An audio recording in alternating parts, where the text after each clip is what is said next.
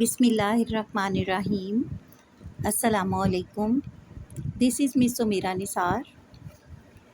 Students, آپ سب کی خیریت نیک مطلوب ہے۔ علامہ محمد اقبال رحمۃ اللہ علیہ فرماتے ہیں، دنیا میں ٹھکانے دو ہی ہیں آزادی منش انسانوں کے، دنیا میں ٹھکانے دو ہی ہیں آزادی منش انسانوں کے، یا تختہ جگہ آزادی کی یا تخت مقام آزادی کا۔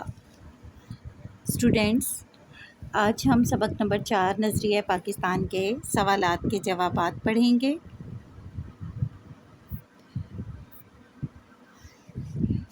سوال نمبر 1، مسلمانوں کو اپنے دینی معاملات میں آزادی ختم ہوتی کب نظر آئی؟ جواب، اکبر بادشاہ کی بے جا رواداری اور ملکی سیاست میں ہندوؤں کے عمل دخل کی وجہ سے ملک میں کافرانہ طور طریقے رائج ہو گئے تھے، جس کی وجہ سے مسلمانوں کو ان کے دینی معاملات میں آزادی ختم ہوتی ہوئی نظر آئی۔ سوال نمبر 2، سلطان ٹیپو اپنی جدوجہد میں کیوں کامیاب نہ ہو سکا؟ سلطان ٹیپو نے انگریزوں سے مقابلہ کرنے کے لیے افغانستان، ترکی اور فرانس کو اپنے ساتھ شامل کرنے کی کوشش کی، لیکن ملک کے دوسرے اداروں نے اس کا ساتھ نہ دیا۔ یہی وجہ ہے کہ سلطان ٹیپو کو انگریزوں کے خلاف کامیابی نہ حاصل ہو سکی۔ نمبر 3، تحریک خلافت کیوں شروع کی گئی؟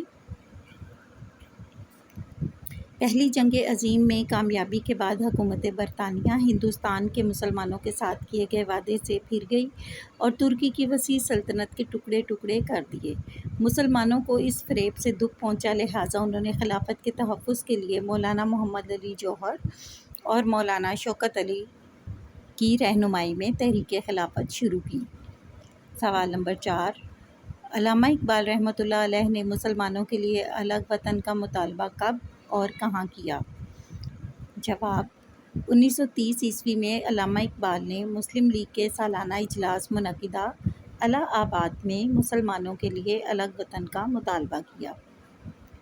سوال نمبر 5، اہل مغرب نے قومیت کی بنیاد کس پر رکھی ہے؟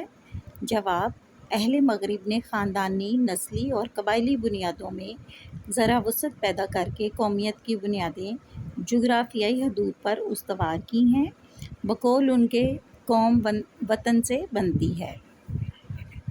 سوال نمبر 6، مسلمانوں کی قومیت کی بنیاد کیا ہے؟ جواب، مسلمانوں کی قومیت ایک نظریاتی قومیت ہے جو لا الہ الا اللہ پر قائم ہے، یعنی یہ کہ نسل، رنگ اور وطن کی بنیاد پر نہیں بلکہ ایک نظریے، ایک عقیدے، ایک کلمے کی بنیاد پر وجود میں آئی ہے۔ سوال نمبر 7، نظریہ پاکستان کا مقصد کیا ہے؟ جواب، نظریہ پاکستان کا مقصد اسلامی اصولوں کی ترویج و اشاعت اور اہل علم کے لیے مثالی مملکت کا نمونہ فراہم کرنا ہے۔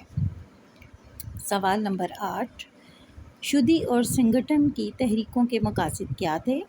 شودی کی تحریک مسلمانوں کو ہندو بنانے، جبکہ سنگھٹن کی تحریک مسلمانوں کو ختم کرنے کے لیے شروع کی گئی تھی۔